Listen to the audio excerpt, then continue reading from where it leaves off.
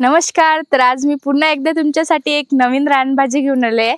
ते म्हणजे कुंजराची, सगळ्यांच्याच ओळखीची आणि चवीला भन्नाट लागणारी कोण्याही भाजीला. तसेच तुम्हाला माहित आहे कोणत्याही रानभाजीमध्ये अनेक असे गुणधर्म असतात. तर पावसाळ्यामध्ये भरपूर अशा रानभाज्या निघालेल्या आहे आणि प्रत्येक भाजी मी दाखवण्याची तुम्हाला प्रयत्न करत आहे. तर बघून घ्या, जवळून भाजी बघून घ्या. तर माझ्या ताईंच्या शेतामध्ये मी आली होती. हे बघा, जास्त फिरत नाही शेतामध्ये, त्या तिथं उभ्या आहेत. मी म्हटलं सगळ्यांना यांच्या शेतामध्ये बऱ्याच अशा रानभाज्या निघालेल्या आहेत, कारण की त्यांनाच रानभाजीची आवड आहे. त्यामुळे ते निन्नामधून त्या भाज्या काढत नाही, तशाच ठेवतात. तर मी बघून घेते मी जवळून. हे बघा, याला असे तुरे पण येतात, जसे करडूला येतात. करडूचे दाट राहते, याचे पतलेसर असे गुलाबी सर तुरे येते याला. बघून घ्या. आणि जवळून त्यांना झाड असं जमिनीवर दाखवून देत इथं आहे. पूर्ण जवळून दाखवून द्या, म्हणजे ओळखू आली पाहिजे. मागून पण दाखवून द्या पानं.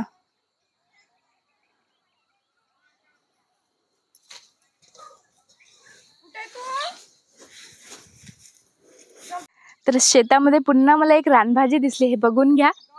तर हे करडईच्या भाजीसारखी दिसले, पण याला पात्रीची भाजी असे म्हणतात. हे चवीला भन्नाट लागते. हे कोरडी भाकरीसोबत पण खातात आणि तशी बेसनासोबत बनवली तर भन्नाट होते. तर पुढची रेसिपी तुम्हाला मी हे नक्की दाखवणार. तर इकडे बघा बऱ्याच भाज्या आहेत. तिथं बोरूचं झाड पण निघालेलं आहे, तर त्याला फुलं यायच्या नंतर येतात. तर मी आता कुंजराची भाजी शोधत आहे. तर हे बघा, मला आणखी एक रानभाजी दिसलेली आहे. तर याला तुम्ही ओळखता का, मला सांगा. मी तर याला नक्कीच ओळखणार, कारण की माझी आवडती भाजी आहे. तर ही आहे बोरूचं झाड. तर याला बोरूचे फुलं येतात. आता याला 1 महिना टाइम आहे फुलं यायला. त्या फुलांची भाजी भन्नाट लागते. हे बघा, असं उभं झाड वाढते पूर्ण आणि त्याला मस्त पिवळे असे फुलं येतात आणि त्या फुलांची भाजी जबरदस्त होते. तर 1 महिन्यानंतर तुम्हाला ही पण रेसिपी तुम्हाला दाखवून देणार. तर सगळ्या रानभाज्या मी तुम्हाला दाखवल्याशिवाय राहणार नाही.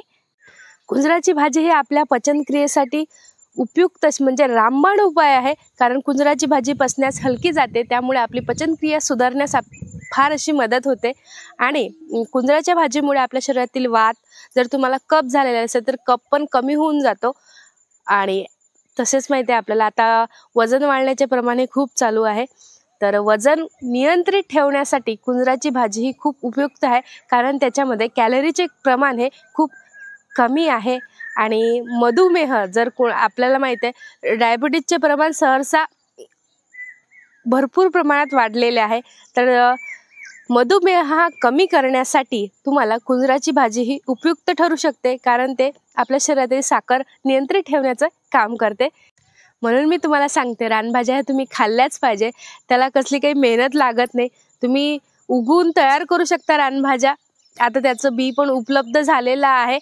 तर आवर्जून खा आणि आपले शरीर उत्तम ठेवा. तर मी तुम्हाला रानभाजी कशी बनवून दाखवते कुंजराची, हे पण बघा. आणि आवडली तर माझ्या रेसिपीला लाईक जरूर करा. तर असे कवळे कवळे पाने मस्त तोडून घ्यायचे आणि मस्त त्याला गरम पाणी धुवून चांगलं पाणी पिळून टाकायचं पूर्ण, आणि नंतर भाजी बनवायची. तर हे बघा, या झाडाचे असे पानं वगैरे सगळं तोडून घ्यायचं आणि हे तुरे भाजीमध्ये टाकायचे नाही. टाकलं तरी काही हरकत नाही, पण मी टाकणार नाही. तर हे या भाजीचं बी आहे, जे पुढे चालू त्याच्यात बनणार. सध्या काही कवडी आहे म्हणून काही बनलेलं नाही. तर हे बघा, मी पूर्ण भाजी तोडून घेतली. तर आता मी याला मस्त गरम पाण्याने धुते आणि पिळते. पूर्ण पाणी पिळून टाकायचं आणि मस्त करायचे. तर आता मी सर्व भाजी करण्याची तयारी करून घेतलेली आहे. तर मस्त भाजी गरम पाण्याने धुवून मस्त पूर्ण पाणी पिळून काढलं.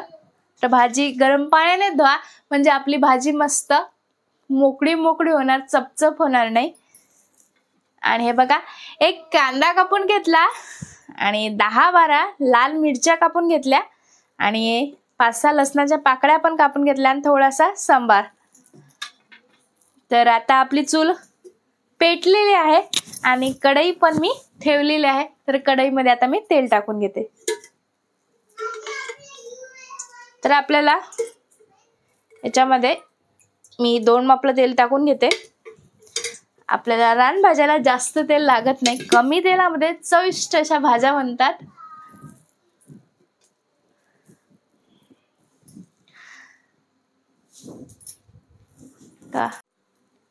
तर आपलं तेल तापलेलं आहे. त्याच्यामध्ये आता मी 1 चमचा मोहरी, लहानवाला चम्मच आहे त्यामुळे 1 चमचा टाकली. 1 चमचा जिरं व्यवस्थित तडतडू द्यायचं. हे बघा पूर्ण तडतडलं. नंतर टाकायची हे कापून घेतलेली लाल मिरची. हे सुरुवातीला टाकायची म्हणजे ते व्यवस्थित होणार आणि त्याचा तिखटपणा जो आहे तो भाजीमध्ये उतरणार. हे बघा.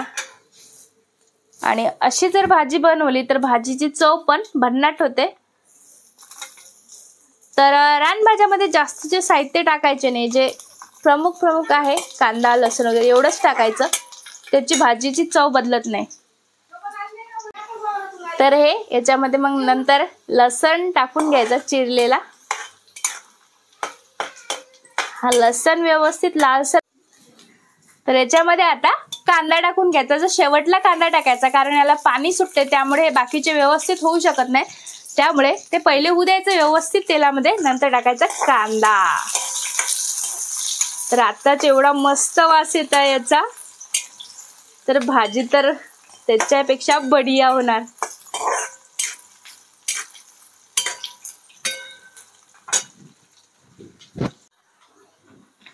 तर कुंजराची भाजी कोणी कोणी खाल्ली मला सांगा आणि ती चवीला कशी लागते हे पण सांगा. मला तर याची चव माहीतच आहे. जर तुम्ही अशा प्रकारे भाजी बनवली ज्या भाजी जशी नॅचरली चव राहते तशीच लागते. त्यामुळे कमीत कमी साहित्यात भन्नाट अशी भाजी बनवा आणि खा. माझी आवडती सर्वच रानभाज्या हे माझ्या आवडत्या रानभाज्या आहे आणि मी तर खाते आणि तुम्ही पण खा. तर आपलं सगळं व्यवस्थित झालंय बघा. कांदा वगैरे सगळं लालसर झालेलं आहे, बघून घ्या. आणि आता टाकायची याच्यामध्ये भाजी. तुम्हाला माहित आहे हिरव्या पालेभाज्यामध्ये मी हळद टाकत नाही.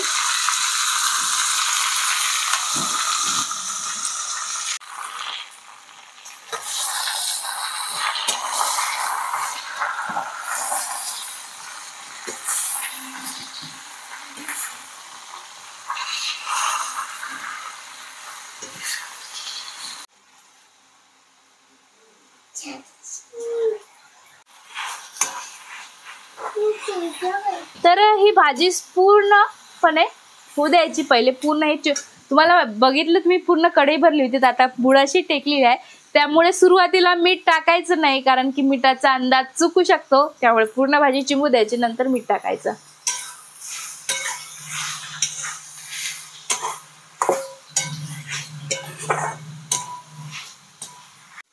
तर हे बघा आपली पूर्णपणे भाजी चिमून गेलेली आहे. आणखी पण थोडीशी चिमणार. तर आता मी चवीप्रमाणे मीठ टाकून घेते.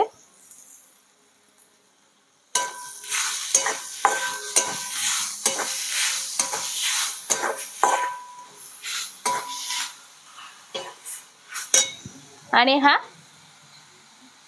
सांबार पण याच्यामध्ये मी टाकून घेते.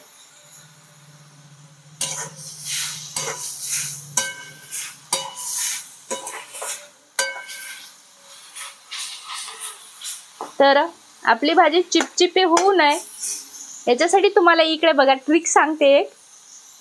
हे बघा अशी साईडनं पूर्ण भाजी लावून द्यायची अशी अशी अशी अशी आणि असं दाबायचं की याचं पाणी पूर्ण आटून जाते मग राहिलेलं आणि मस्त भाजी आपली मोकळी मोकळी होते. हे बघा अशी होऊ द्यायची साईडनं.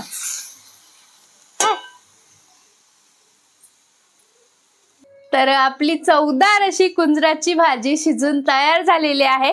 तर हे बघा 10 मिनिटं डाळ कमी पडला आणि अशीच ठेवून दिली तर आपली मस्त मोकळी मोकळी अशी भाजी बनवून तयार झालेली आहे. तर आता मी याला काढून घेते आणि तुम्हाला माझी ही बनवण्याची पद्धत कशी वाटली ते तुम्ही मला सांगा. आणि कुणालाही बनवायला सोपी जाणार आणि ज्या नवीन मुली आहेत, ज्या आता स्वयंपाक सुरू करणार,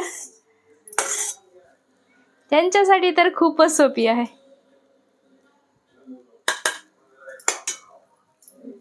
तर या मग जेवायला. चला तर भेटूया अशाच प्रकारच्या नवनवीन चुलीवरच्या रेसिपींमध्ये. धन्यवाद.